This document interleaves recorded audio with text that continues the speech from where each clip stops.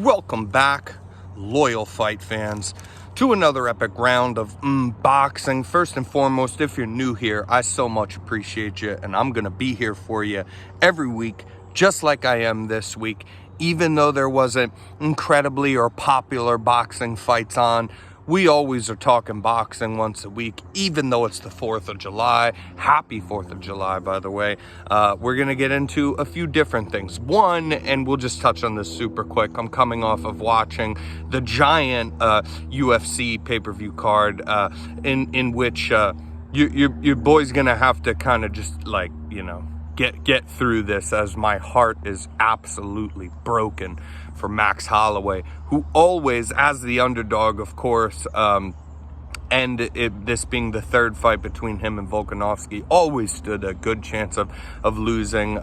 But it was touted as possibly not the most. There's so many fights that are very highly anticipated. So many fan-friendly fights and things. Then there's fights no one appears to care about and afterwards appreciates, are absolute wars. There's everything in between in both sports. In combat sports, you will find just all sorts of reasons for things. And my kind of argument in Max losing this was one to, obviously, you have to be a realist and just give absolute credit to Alexander Volkanovski. But I don't find a way that anyone or their mother or their crazy ex-girlfriend or anything like that could tell me that I didn't watch a fight where Max handedly and to the utmost extent of this did not give his best performance. We have seen him fight Volkanovski twice before. The first time, a more boring fight, honestly, but smart as all shit from Volkanovski, who caught him off guard, used those leg kicks. One of the reasons I think that happened is because of that wide karate stance I saw in that second fight that was so much closer and highly debated in the rematch between them, that Holloway kept his legs a lot closer so that he could evade the leg kicks, block them sometimes, but mostly just pull that leg back a lot easier and a lot faster without being off balance. And it worked for him. It worked very well. Even if you think he lost the fight, it doesn't matter. That game plan worked very well for him, no matter who you thought won that second fight. And he dropped Volkanovski twice, owned those two opening rounds. So that third, another thing I'm going to bring up is that he should have known, and I didn't even worry about this. I thought even if he still loses, he knows, start strong. Because as the fight goes on, Volkanovski's an intelligent fighter, and so what he'll do is not take risks, like almost ever. And he will plot and figure you out as time goes on. And the game plan was always, like that second fight, to start strong again, to own the opening rounds, because it's going to be so much harder, all that much harder to win the last rounds. So he lost every single round in this fight. He threw less punch, not landed, which would be credit to a defense of Volkanovski, not landed. He threw and only attempted the least amount of shots thrown by him in any fight that he has ever had, to my knowledge. I just am upset about the performance. I'm upset about it. And while I give all the credit to Volkanovski, and while I'm a realist who knows that he could have won that fight no matter what, I'm very upset at the performance that Max put in, especially after I am the fire, brother. I am the heat, and I am ready for this moment, and just how highly anticipated this fight was. Yeah, highly disappointed that in the performance. I'm highly disappointed in it. And he came out in that wide karate stance again, which got his legs kicked off in the first fight. He didn't do the same things that already worked for him, and he saw that in the second fight. And he didn't start strong at all. If anything, he was trying later down the road, but through all 5 rounds in which he lost every round, even going into the 5th round, there was never a sense of urgency from him. His coaches told him the right thing in the corner. You got to finish this guy now. Never a sense of urgency from him. And I'm just disappointed. I still love you, Max, but I'm just disappointed in that.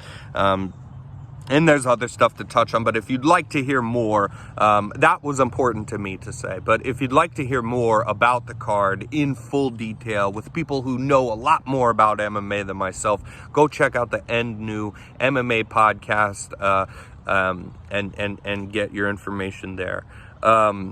There was a fight that we didn't preview before. I believe the kid's name is Jay Apatow, or Apatia, and he defeated Marius Brias. Marius Brias is just fucking, I think he's ranked even, I mean, he had a world championship belt. I believe that he was even ranked as a top 3 cruiserweight, maybe even number 1. He was a heavy favorite, even as far as boxing goes for this fight.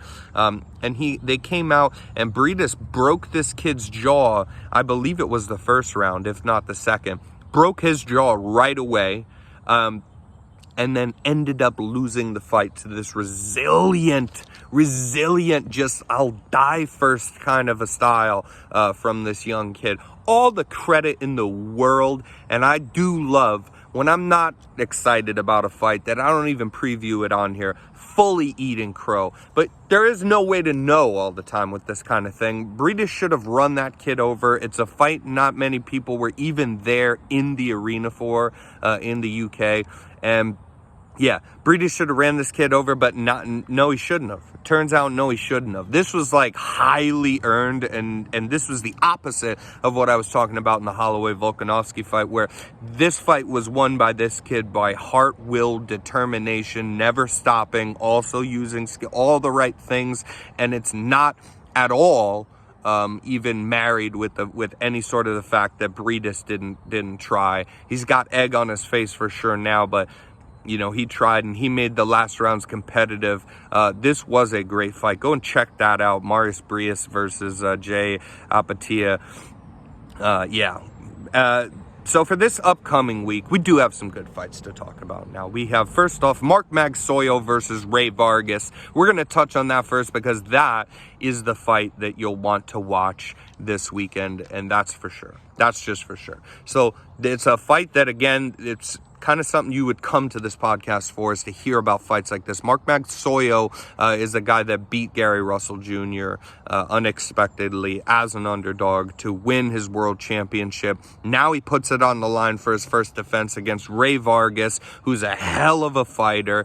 Not your average little mandatory to throw some guy in there. This will be a good scrap.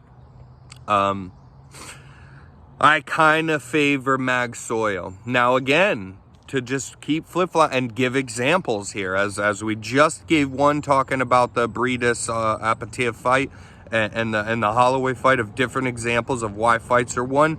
Mark Magsoyo did look good, but that fight, when he beat Gary Russell Jr., it was married with the fact that Gary Russell Jr.'s arm was very badly injured. He only fought that fight with one arm, didn't look himself in it, and you just got to be real about stuff. So it's a bit of both. It's not a complete excuse, but it quite obviously plays a role in the way that the fight played out. But Ray Vargas, a hell of a fighter. I believe he's from a weight class below. Now, this is a featherweight bout for a world championship. But Vargas has been a hell of a fighter in other weight classes as well, trying his hand here, and great stiff competition. I love the matchmaking here, actually. This is getting boxing back on track. And if you don't know who those guys are, it's not my fault, because I'm here to tell you about them. I do have Mark Magsoyo winning this fight, though I haven't seen the odds. I'd imagine they'd be close because Vargas is no slouch. I do have Mark Magsoyo winning this fight. If you want to throw that on a parlay with a few other favorites, those odds shouldn't be too staggering at all. And the last fight to touch on that'll take place this weekend, whether you're excited for it or not, is Derek Chisora taking on Kubrat Pulev, number 2. And Pulev basically coming out of fighting out of that fucking triangle thing in, what the hell is even the name of that, permitting that circus event, a Triller. You know, there is absolutely nothing to say about him beating an old washed MMA fighter in a boxing match there. There's nothing to ride home about it. It is not impressive. That's why that's a circus event. But Pulev is a good boxer. So far in legit boxing matches, only beaten by Anthony Joshua. But yet again, here's the thing. Derek Chisora has been beat a lot, but Derek Chisora will make it to the distance. He is an underdog for this fight. If you want to be daring, I actually don't feel too bad about placing a bet on Derek Chisora. If you want a safer parlay, I would parlay Mark Magsoyo to win. Not that that's super safe, but I would parlay Magsoyo to win with the Chisora Pulev fight simply going the distance, because in their first affair, you know, Chisora lost, but Chisora is always in a war. He's a fan-friendly fighter. That's why you'd watch him. Every fight he's ever had, he's lost some fights, like losing mostly every round before. A lot of them are actually very close, but he's lost a lot of fights even by losing them handedly round after round. I mean, but losing, you know, 10-2 or something like that. He's had a lot of fights like that, but even in those, he never stops trying, and he will go the distance. He doesn't get knocked down a lot. Even if he does, he's getting back up. I can't even remember the last time he's been knocked down, and I remember him getting hit hard and even wobbled in almost every damn fight that he has. So he's coming to fight. Pulev, I believe, again, haven't seen the odds, but should be favored for this. But this fight, I very much imagine, goes to decision. So that's your safe one to parlay with Mark Magsoyo beating Ray Vargas. If you were interested in throwing a little bit of money to make some money on this weekend.